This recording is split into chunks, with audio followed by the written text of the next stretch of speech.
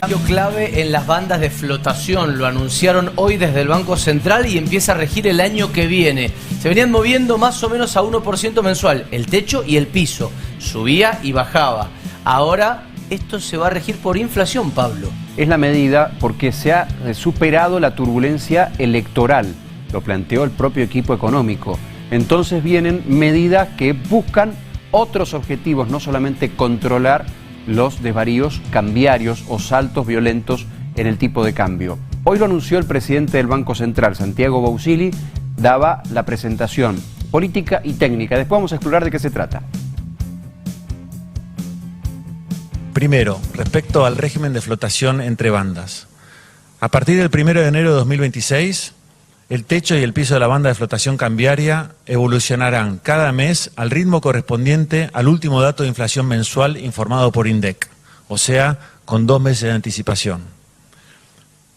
Dado que el ritmo de deslizamiento de las bandas no se ajusta por la inflación de Estados Unidos, el techo de la banda se incrementa en términos reales a lo largo del tiempo.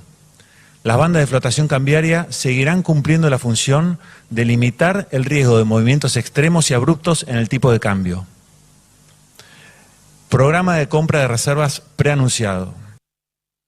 Bien, bueno, expliquémoslo para que se entienda bien en qué cambia. A ver, ¿qué eran las bandas de flotación? ¿Cómo se van a tratar a partir de ahora, Pablo? Dale. El dólar iba a flotar entre dos bandas, un piso y un techo, sí, y eso se iba a ir abriendo al 1% mensual. Empezó con el 2%, después se achicó cuando se redujo la inflación. Claro, ¿qué significaba? Que cuando superaba ese precio, por ejemplo, 1.492 pesos, si se iba por arriba del techo, el gobierno tenía que salir a vender reservas. Exacto, para contener ese precio. Bien, eso cambia. Ahora no va a estar el porcentaje prefijado, estable, claro, fijo y permanente, sino que va a variar de acuerdo a lo que varíe el índice de precio general. Por eso las nuevas bandas tienen esto.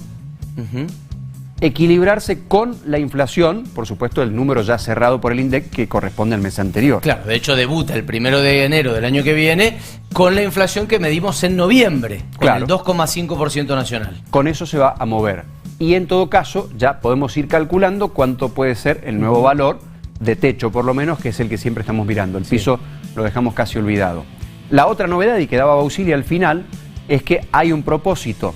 Viene ahora un programa de acumulación de reservas de un piso de 10.000 millones de dólares hasta 17.000 millones de dólares.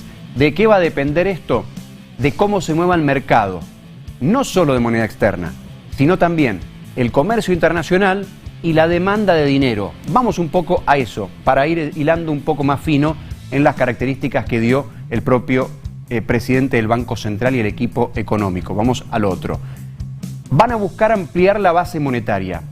Hoy está en el 4,2% del PBI, el Producto Bruto Interno. Si la Argentina produce, pongámosle un número redondo, 600.000 millones de dólares al año, la base monetaria, o sea, cuánta plata hay circulando, equivale al 4,2%. Tengamos una estimación, 25.000 millones de dólares aproximadamente. ¿Qué se busca? Crecer un poco en esa cantidad de circulante. Raro, porque claro, lo que ha hecho este gobierno desde que se asentó en el poder es contener esa base monetaria, no emitir más para contener también la inflación. Pero viene un proceso distinto, viene un proceso de lenta expansión para darle más dinamismo a la economía y va a depender de que haya más demanda de dinero, porque si no la volcás al mercado y eso te genera aumento de los precios. Y además es básicamente todo lo que el mileísmo decía que venía a destruir. Que no correspondía.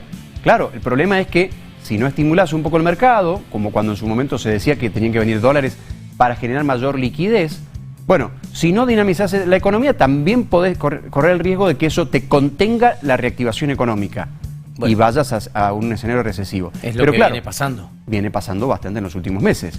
Pero ¿qué pasa? El mayor circulante, la mayor emisión monetaria, puede ir a inflación o a demandar dólares. Y eso generarte un problema en el precio del dólar. Bueno, entonces, según la demanda de dinero y la liquidez que haya en el mercado, se va a ir ampliando la cantidad de reservas del Banco Central. Y va a comprar hasta el 5% o el 5% de lo que se mueva en el mercado.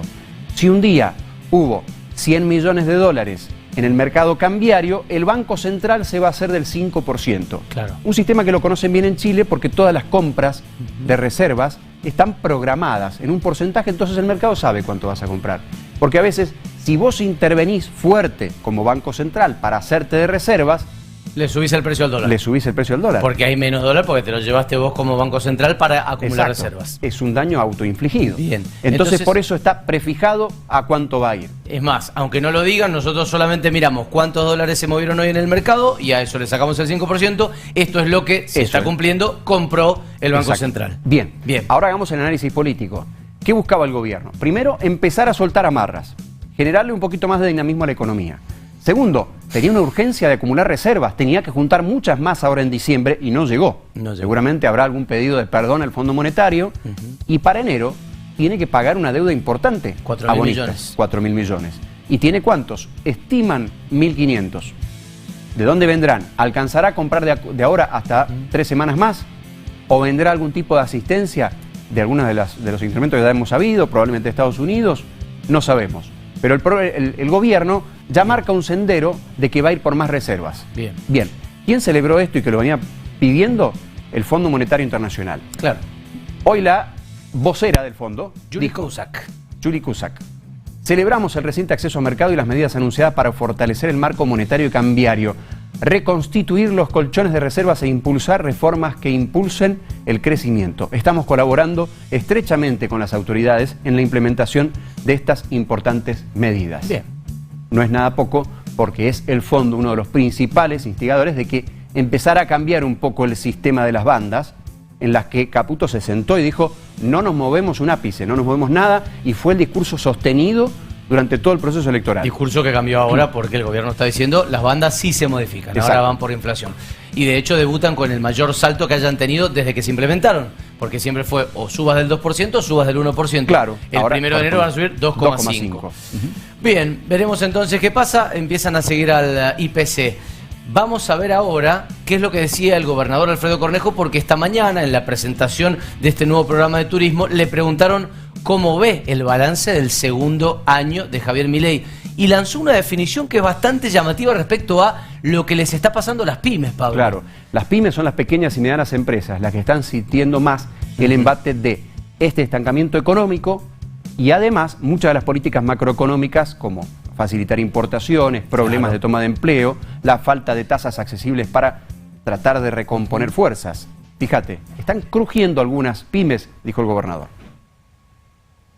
El balance positivo de la baja de inflación es lo que ha valorado, creo, buena parte de la ciudadanía a la hora de otorgarle el voto en buena parte del país, en 16 provincias que ha ganado, etc. Lo negativo, no sé si es atribuible al gobierno, es que estamos en un momento de orden, de cambio de paradigma económico y hay una distorsión de precios muy altas. Hay pymes que están crujiendo realmente, que han hecho bien las cosas y sin embargo están en dificultades. Pymes que a lo mejor aprovechaban la alta inflación y ahora pierden esa ventaja que tenían de la alta inflación. Pero sí creo que si sigue bajando la tasa de interés, hoy ya está en un número más bajo que la semana pasada y más bajo que antes, mucho más bajo que antes de las elecciones, debería reaparecer el crédito. Y si reaparece el crédito, yo soy optimista que van a empezar a aparecer los proyectos, deberían empezar a haber indicadores de mejora del empleo y de mejora del consumo y mejora del empleo fundamentalmente.